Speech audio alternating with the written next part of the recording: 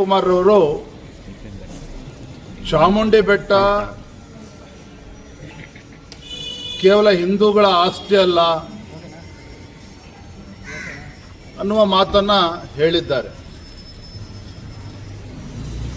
D K Shivakumar ಅವರಿಗೆ ನಾನು ಆಗ್ರಹ ಮಾಡ್ತೇನೆ, ತಮ್ಮ ಹೇಳಿಕೆಯನ್ನ ತತ್ಕ್ಷಣ ಹಿಂಪಡಿಬೇಕು. ನೀವು ಯಾರನ್ನೋ ಖುಷಿ ಪಡಿಸೋದಕ್ಕೆ, ಗಾಂಧಿ ಕುಟುಂಬದವ್ರನ್ನ ಖುಷಿ ಪಡಿಸೋದಕ್ಕೆ ಈ ರೀತಿ ಹಿಂದೂಗಳಿಗೆ ಅಪಮಾನ ಮಾಡುವಂಥದ್ದು ಹಿಂದೂ ಸಮಾಜ ಒಪ್ಪೋದಕ್ಕೆ ಸಾಧ್ಯ ಇಲ್ಲ. ಇದು ನಮಗೂ ಕೂಡ ಗೊತ್ತಿದೆ. ದಸರಾ ಉತ್ಸವ ಇರ್ಬೋದು, ಚಾಮುಂಡಿ ಬೆಟ್ಟ ಇರ್ಬೋದು, ಎಲ್ಲ ಧರ್ಮೀಯರು ಕೂಡ ಭೇಟಿಯನ್ನು ಕೊಡ್ತಾರೆ. ಆದರೆ ಇದು ಹಿಂದೂಗಳಿಗೆ ಸಂಬಂಧಪಟ್ಟಿದ್ದಲ್ಲ ಅಂತ ಈ ರೀತಿ ಹೇಳಿಕೆಗಳು ಇವತ್ತು ಹಿಂದೂಗಳಿಗೆ ಅಪಮಾನ ಮಾಡ್ತಕ್ಕಂಥ ನಿಟ್ಟಲ್ಲಿ ಹೇಳಿಕೆಯನ್ನು ಕೊಟ್ಟಿದ್ದಾರೆ. ಅದು ಅಕ್ಷಮ್ಯ ಅಪರಾಧ. ಬಹುಶಃ ನನಗನ್ನಿಸ್ತದೆ ಅಥವಾ ಡಿ ಕೆ ಶಿವಕುಮಾರ್ ಅವರು ಇನ್ನು ಮುಖ್ಯಮಂತ್ರಿ ಆಗಬೇಕು ಅನ್ನುವ ಕನಸನ್ನು ಕಾಣ್ತಾ ಇದ್ದಾರೆ. ಆ ಕನಸು ನನಸಾಗಬೇಕು ಅಂತೇಳಿ ಇವತ್ತು ಗಾಂಧಿ ಕುಟುಂಬದವರಿಗೆ ಖುಷಿ ಪಡಿಸೋದಕ್ಕೆ ಈ ರೀತಿ ಹೇಳಿಕೆಗಳನ್ನು ನೀಡ್ತಾ ಇದ್ದಾರೆ. ಇದೇ ಡಿ ಕೆ ಶಿವಕುಮಾರ್ ಅವರು ರಾಮನಗರದಲ್ಲಿ ಯೇಸು ಕ್ರಿಸ್ತನ 115 ಅಡಿ ಅಲ್ಲಿ ಯೇಸು ಕ್ರಿಸ್ತನ ಒಂದು ಪ್ರತಿಮೆಯನ್ನು ಕೂಡ ಸ್ಥಾಪನೆ ಮಾಡೋದಕ್ಕೆ ಮುಂದಾದರು. ಯಾಕೆ? ಗಾಂಧಿ ಕುಟುಂಬ ಖುಷಿ ಪಡಿಸ್ಬೇಕು ಅಂದರೆ ಹೇಗಾದರೂ ಮಾಡಿ ಅವರನ್ನು ಖುಷಿ ಪಡಿಸಿದ್ರು ಮುಖ್ಯಮಂತ್ರಿ ಗದ್ದಿಗೆಯನ್ನು ಏರಿ ಕುತ್ಕೋಬೇಕು. ಯಾವ ರಾಮನಗರ ಹಿಂದೂಗಳಲ್ಲಿ ಒಂದು ಬಲವಾದಂಥ ನಂಬಿಕೆ ಇದೆ. ವನವಾಸದ ಸಂದರ್ಭದಲ್ಲಿ ಶ್ರೀರಾಮ ಅಲ್ಲಿ ಬಂದು ಹೋಗಿದ್ದ, ನೆಲೆಸಿದ್ದ ಅನ್ನುವ ಮಾತು ಯಾಕೆ ಇವತ್ತಿಲ್ಲಿ ಉಲ್ಲೇಖ ಮಾಡ್ತಾ ಇದ್ದೇನೆ ಅಂತ ಹೇಳಿದ್ರೆ, ಅಂದರೆ ತಮ್ಮ ರಾಜಕೀಯ ಬೇಳೆಯನ್ನು ಬೇಯಿಸ್ಕೊಳ್ಳೋದಕ್ಕೆ ಏನು ಬೇಕಾದರೂ ಹೇಳ್ತೇವೆ, ಏನು ಬೇಕಾದ್ರೂ ಮಾತನಾಡ್ತಾರೆ, ಹಿಂದೂಗಳಿಗೆ ಅಪಮಾನ ಮಾಡ್ತಾರೆ ಅಂತ ಹೇಳಿದ್ರೆ ಖಂಡಿತ ಭಗವಂತನು ಕೂಡ ನಿಮಗೆ ಕ್ಷಮಿಸೋದಕ್ಕೆ ಸಾಧ್ಯ ಇಲ್ಲ.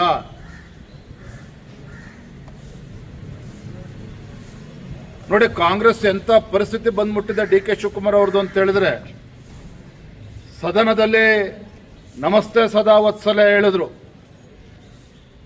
ಆದರೆ ತತ್ಕ್ಷಣ ದೆಹಲಿ ಹೈಕಮಾಂಡ್ನಿಂದ ಒತ್ತಡ ಬಂದ ಮೇಲೆ ಕ್ಷಮಾಪಣೆ ಕೇಳಂತ ಕೆಲಸವನ್ನು ಕೂಡ ಮಾಡಿದ್ರು.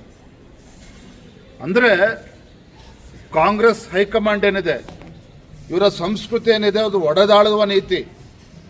ಹಾಗಾಗಿ ಪದೇ ಪದೇ ಪದೇ ಪದೇ ರಾಜ್ಯದಲ್ಲೂ ಕೂಡ ಕಾಂಗ್ರೆಸ್ ಸರ್ಕಾರ ಅಧಿಕಾರಕ್ಕೆ ಬಂದಾಗಿನಿಂದ ಹಿಂದೂಗಳನ್ನು ಅಪಮಾನ ಮಾಡ್ತಕ್ಕಂಥದ್ದು, ಹಿಂದೂ ಕಾರ್ಯಕರ್ತನ ಅಪಮಾನ ಮಾಡ್ತಕ್ಕಂಥದ್ದು, ನಮ್ಮ ಪರಂಪರೆಗೆ ಧಕ್ಕೆ ಬರೋ ರೀತಿ ನಡ್ಕೊಳ್ತಕ್ಕಂಥದ್ದು, ಧರ್ಮಸ್ಥಳದ ವಿಚಾರದಲ್ಲೂ ಸಹ ಅಷ್ಟೆಲ್ಲ ಅಪಪ್ರಚಾರ ನಡೀತಾ ಇದ್ರು ಕೂಡ ಬಾಯಿ ಮುಚ್ಚಿಸ್ತಕ್ಕಂಥ ಕೆಲಸ ಕಾಂಗ್ರೆಸ್ ಸರ್ಕಾರದವರು ಮಾಡೋದಕ್ಕಾಗಲಿಲ್ಲ. ಹಾಗಾಗಿ ಕಾಂಗ್ರೆಸ್ ಪಕ್ಷದ ನಾಯಕರ ನಡವಳಿಕೆ ಏನಿದೆ, ಡಿ ಕೆ ಶಿವಕುಮಾರ್ ಅವರಿರ್ಬೋದು, ಕಾಂಗ್ರೆಸ್ ಪಕ್ಷದ ಎಲ್ಲ ನಾಯಕರ ಈ ರೀತಿ ನಡವಳಿಕೆಗಳು, ಹಿಂದೂ ಭಾವನೆಗಳಿಗೆ, ನಮ್ಮ ಧರ್ಮದ ವಿಚಾರದಲ್ಲಿ ಅವರ ಹೇಳಿಕೆಗಳು, ಇದನ್ನು ಭಾರತೀಯ ಜನತಾ ಪಾರ್ಟಿ ನಾವು ಬಲವಾಗಿ ಖಂಡಿಸ್ತೇವೆ.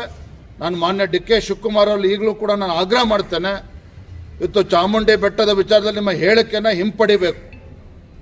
ಯಾವುದೇ ಕಾರಣಕ್ಕೂ ಇದು ಯಾರು ಕೂಡ ಒಪ್ಕೊಳ್ತಕ್ಕಂಥ ಹೇಳಿಕೆ ಅಲ್ಲ. ತತ್ಕ್ಷಣ ಇದನ್ನು ವಿಡ್ರಾ ಮಾಡ್ಕೋಬೇಕು ಅಂತ ನಾನು ಆಗ್ರಹವನ್ನು ಮಾಡ್ತೇನೆ. ನಿಸಾರ್ ಅಹಮದ್ ಅವ್ರನ್ನ ವಿರೋಧ ಪಕ್ಷದವರು ಬಾನು ಅವ್ರನ್ನ ಯಾಕೆ ವಿರೋಧ ಪಡಿಸಬೇಕು? ಬಿಜೆಪಿ ಅಜೆಂಡಾ ಏನು ಅಂತ ಕಾಂಗ್ರೆಸ್ ಅವರು ಬಿಜೆಪಿ ಅಜೆಂಡಾ ನಮ್ಮದು ಸ್ಪಷ್ಟವಾಗಿದೆ. ನಾನು ರಾಜ್ಯದ ಅಧ್ಯಕ್ಷನಾಗಿ ಅವತ್ತು ನಾನು ಹೇಳಿಕೆಯನ್ನು ಕೂಡ ನೀಡಿದ್ದೇನೆ. ಬಾನು ಮುಸ್ತಾಕ್ ಅವರು ಇವತ್ತು ಅಂತಾರಾಷ್ಟ್ರೀಯ ಒಂದು ಪ್ರಶಸ್ತಿನ ಪಡೆದುಕೊಂಡಿದ್ದಾರೆ, ಬುಕರ್ ಪ್ರಶಸ್ತಿನ ಪಡೆದುಕೊಂಡಿದ್ದಾರೆ. ಅದು ಇಲ್ಲಿ ನನ್ನ ಪ್ರಶ್ನೆ, ರಾಜ್ಯದ ಮುಖ್ಯಮಂತ್ರಿಗಳಿಗೆ ಅಥವಾ ಕಾಂಗ್ರೆಸ್ ಸರ್ಕಾರಕ್ಕೆ ಬಾನು ಮುಸ್ತಾಕ್ ಅವ್ರನ್ನ ದಸರಾ ಉದ್ಘಾಟನೆ ಕರಿಬೇಕು ಅಂತ ಅನ್ನಿಸ್ತದೆ. ಆದರೆ ಬಾನು ಮುಸ್ತಾಕ್ ಅವ್ರ ಜೊತೆಯಲ್ಲಿ ದೀಪಾ ಬಾಸ್ತೆ ಅವರು ಕೂಡ ಪ್ರಶಸ್ತಿ ಸಿಕ್ಕಿರ್ತಕ್ಕಂಥದ್ದು. ಅವ್ರನ್ನ ಯಾಕೆ ನೀವು ಮುಖ್ಯಮಂತ್ರಿಗಳು ಕರಿಬೇಕು ಅಂತ ಅನ್ನಿಸ್ಲಿಲ್ಲ? ನಿಮ್ಮ ಅಜೆಂಡಾ ಏನಾಗಾರೆ, ಕಾಂಗ್ರೆಸ್ ಸರ್ಕಾರ ಅಜೆಂಡಾ ಏನು ಇವತ್ತು? ಹಾಗಾಗಿ ಇವತ್ತು ನಿಸಾರ್ ಅಹಮದ್ ಅವರು ಕೂಡ ಅದನ್ನು ದಸರಾನ ಉದ್ಘಾಟನೆ ಮಾಡಿದ್ರು, ಅದು ಬೇರೆ ಪ್ರಶ್ನೆ. ಇವತ್ತು ಬಾನು ಮುಸ್ತಾಕ್ ಅವರು ನಮ್ಮ ಸಂಸ್ಕೃತಿ, ನಮ್ಮ ಪರಂಪರೆ, ಎಲ್ಲ ಆಚಾರ ವಿಚಾರಗಳನ್ನು ಒಪ್ಕೊಂಡು ಮುಂದೆ ಬರ್ತಾ ಇದ್ದಾರೆ ಅಂದರೆ ಅದನ್ನು ನಾವು ಒಪ್ಕೊಳ್ತೇವೆ ಅನ್ನೋ ಮಾತನ್ನು ಕೂಡ ನಾನು ಹೇಳಿದ್ದೇನೆ. ಇವತ್ತು ಕೂಡ even today I stand by my statement. ಆದರೆ ಇವತ್ತು ದಸರಾ ಅಂತಕ್ಕಂಥದ್ದು ಕೇವಲ ಒಂದು ಯಾವುದೋ ಒಂದು ಸಾಂಸ್ಕೃತಿಕ ಕಾರ್ಯಕ್ರಮ ಅಲ್ಲ. ಇದು ನಮ್ಮ ಹಿಂದೂ ಸಂಸ್ಕೃತಿ, ಹಿಂದೂ ಪರಂಪರೆ, ಕಳೆದ ಹಲವಾರು ದಶಕಗಳಿಂದ ರಾಜರು ಮಹಾರಾಜರ ಕಾಲದಿಂದನೂ ಕೂಡ ಇದು ಈ ಪದ್ಧತಿ ಬಂದಿರತಕ್ಕಂಥದ್ದು. ಹಾಗಾಗಿ ಯಾರೇ ಉದ್ಘಾಟನೆ ಮಾಡಿದ್ರೂ ಸಹ ನಮ್ಮ ಭಾವನೆಗಳಿಗೆ, ಹಿಂದೂಗಳ ಭಾವನೆಗೆ ಧಕ್ಕೆ ಬರಬಾರ್ದು. ಇದು ನಮ್ಮೆಲ್ಲರ ಉದ್ದೇಶ. ಸತ್ಯ ಹೇಳಿದ್ರೆ ಸಹಿಸಲ್ಲ, ತಪ್ಪು ಕಂಡಿಡಿದ